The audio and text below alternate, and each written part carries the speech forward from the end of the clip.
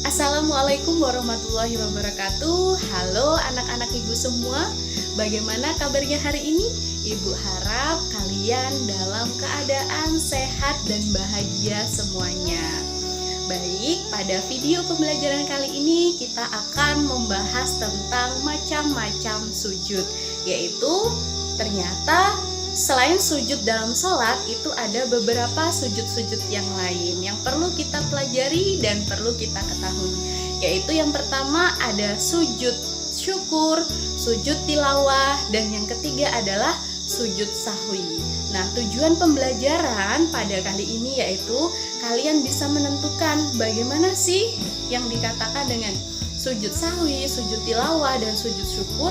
Kemudian apa sebab-sebabnya dan bagaimana cara melakukan sujud tersebut. Dan kemudian di akhirnya nanti kalian bisa mempraktekkan dan mengambil hikmah dari macam-macam sujud yang sudah kita pelajari ini. Nah, sebelum kita lanjut ke materi pembelajaran, Ibu ada 3 gambar. Silahkan kalian amati, silahkan kalian lihat. Kemudian nanti dituliskan pada buku tugas kalian tentang apa yang terkandung di dalam 3 gambar tersebut. Silahkan diperhatikan gambar berikut ini. Nah, materi pertama yang akan kita bahas yaitu tentang sujud sahwi. Sebelumnya, apakah ada yang pernah mendengar kata sujud sahwi? Atau ada yang sudah mempraktekkan sujud sahwi? Nah, kemudian pernahkah kalian mengalami lupa atau ragu-ragu dalam sholat, terutama dengan jumlah rakaat sholat itu sendiri?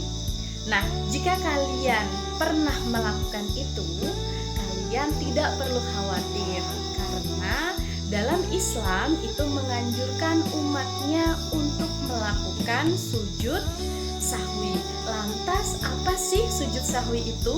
Nah, sujud sahwi itu menurut bahasa Arabnya berarti lalai atau lupa. Nah, sedangkan secara istilahnya sujud sahwi itu diartikan sebagai sujud yang dilakukan karena lupa atau ragu pada bilangan rakaat sholat, bacaan sholat, ataupun salah dalam gerakan sholat. Itu dianjurkan untuk melaksanakan sujud yang dinamakan sujud sahwi. Nah, baik, jika tadi kita sudah membahas pengertian dari sujud sahwi, lantas apa sih hukum melaksanakan sujud sahwi? Apakah wajib, sunnah, atau yang lainnya? Nah, dalam hal ini hukum melaksanakan sujud sahwi itu adalah sunnah, artinya lebih baik dilaksanakan dan jika dilaksanakan mendapat pahala. Akan tetapi jika tidak dilakukan itu tidak akan mendapatkan dosa. Nah, sujud sahwi ini menyempurnakan kekurangan dan kelebihan bilangan rakaat sholat yang disebabkan karena ragu ataupun lupa. Nah, ragunya kita dalam sholat itu bisa dipengaruhi karena gangguan jin ataupun setan yang selalu berusaha mengganggu kekhusyuan kita, terutama dalam beribadah sholat.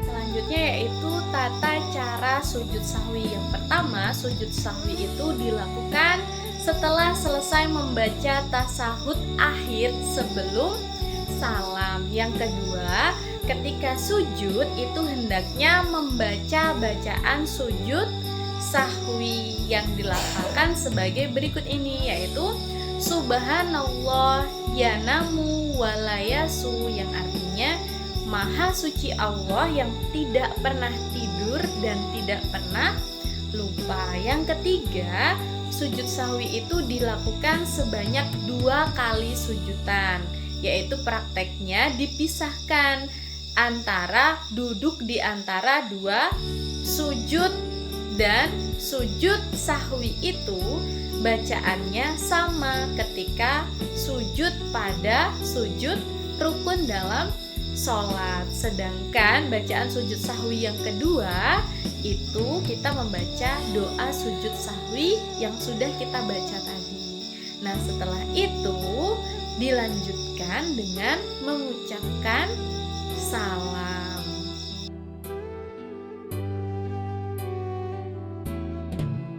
Apa yang harus dilakuin saat kita lupa tahiyat awal dalam sholat? Jawabannya, kita disunahkan untuk sujud sahwi. Gini caranya. Setelah membaca doa tahiyat akhir, bagian innaka hamidum majid, jangan salam dulu. Tapi yang harus kita lakuin adalah pertama, langsung sujud sahwi dan baca doa ini. Subhana rabbiyal a'la 3 kali, atau bisa juga baca Subhana man la yanamu wa la yashu 3 kali. Kedua, kita bangun, duduk di antara 2 sujud dan baca doa ini. Rabbighfirli warhamni wajburni warfa'ni warzuqni wahdini. Ketiga, lakuin sujud sahwi lagi. Bacaannya sama kayak sujud yang pertama. Terakhir, kita bangun, duduk tahiyat akhir, dan langsung salam. Kemudian hikmah melaksanakan sujud tilawah. Yang pertama itu mendekatkan diri kita kepada Allah Subhanahu wa Ta'ala. Kemudian yang kedua itu dijauhkan dari godaan setan, dan yang ketiga meningkatkan derajat ketakwaan seseorang kepada Allah Subhanahu wa Ta'ala. Nah, demikianlah pembahasan tentang sujud tilawah. Jika ada yang ingin bertanya, kita diskusikan melalui WhatsApp group. Nah, pembahasan yang kedua yaitu tentang sujud tilawah. Nah, sujud tilawah artinya adalah sujud yang dilakukan ketika membaca atau mendengar ayat sajadah. Nah, lantas apa sih ayat sajadah itu? Ayat sajadah adalah ayat yang menganjurkan untuk sujud bagi orang yang membaca atau mendengar ayat-ayat Al-Quran baik di luar sholat maupun di dalam sholat. Tata cara sujud tilawah yaitu yang pertama itu ketika dilakukan di luar sholat, yaitu menghadap ke arah kiblat, berniat untuk sujud tilawah setelah menjumpai ayat sajadah, kemudian melakukan takbiratul ihram, sujud 1 kali dan membaca doa sujud tilawah, yaitu yang berbunyi sajada wajhiya lillahi khalaqahu wa sawwarahu wa saqasam'ahu wa basarahu bihaulihi fatabarakallahu ahsanul khaliqin. Yang selanjutnya yaitu bangun dari sujud dengan membaca takbir kemudian melakukan sholat. Lantas bagaimana jika menjumpai ayat sajadah di dalam keadaan sholat? Yaitu yang pertama bisa langsung melaksanakan sujud tilawah setelah membaca ayat sajadah. Nah, dalam hal ini itu langsung takbir dan kembali lagi berdiri untuk melanjutkan sholat dalam sholat berjamaah. Jika imam itu melakukan sujud tilawah, maka makmum juga mengikutinya. Akan tetapi jika imam tidak melakukan sujud tilawah, maka makmum tidak boleh melakukan sujud tilawah sendiri. Kemudian hikmah melaksanakan sujud tilawah. Yang pertama itu mendekatkan diri kita kepada Allah Subhanahu wa Ta'ala. Kemudian yang kedua itu dijauhkan dari godaan setan, dan yang ketiga meningkatkan derajat ketakwaan seseorang kepada Allah Subhanahu wa Ta'ala. Nah, demikianlah pembahasan tentang sujud tilawah. Jika ada yang ingin bertanya, kita diskusikan melalui WhatsApp group. Nah, selanjutnya yaitu sujud syukur. Sujud syukur adalah sujud yang dilakukan sebagai wujud terima kasih kita kepada Allah Subhanahu wa Ta'ala. Nah, sujud syukur itu dianjurkan ketika seorang hamba mendapatkan nikmat atau karunia yang besar dari Allah Subhanahu wa Ta'ala. Contohnya nih, ketika kalian nanti terima rapor, kalian kan sudah berusaha dengan semaksimal mungkin, kemudian kalian mendapatkan nilai yang terbaik dan sehingga kalian bisa mendapatkan ranking 1. Nah, di situ kalian dianjurkan untuk melakukan sujud syukur. Kemudian ketika seorang mendambakan sebuah pekerjaan yang diinginkan, kemudian dia lulus, nah di situ juga dianjurkan untuk melaksanakan sujud syukur dan masih banyak lagi. Lantas apa hukum melaksanakan sujud syukur?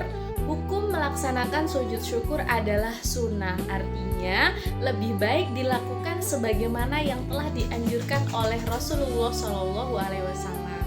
Namun bersyukur itu tidak hanya dengan sujud, yaitu bisa kita lakukan dengan cara sederhana, yaitu dengan mengucapkan Alhamdulillahirabbil alamin di setiap kita mendapatkan nikmat yang Allah berikan kepada kita, dan senantiasa kita selalu menjaga diri kita agar kita bisa memanfaatkan nikmat tersebut dengan selalu berbuat baik dan beramal soleh.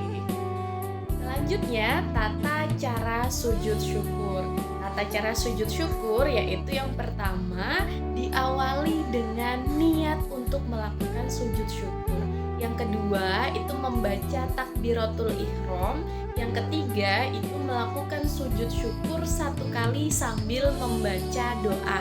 Nah, anak-anak ibu ada yang hafal doa sujud syukur? Nah, jika belum, mari kita baca sama-sama, yaitu Subhanallah walhamdulillah wala ilaha illallah wallahu akbar wala haula wala quwata illa billahil aliyyil azim. Nah, setelah selesai membaca doa itu, kita bangun, duduk, dan kemudian mengucapkan salam. Nah, itulah rangkaian dari melaksanakan sujud syukur.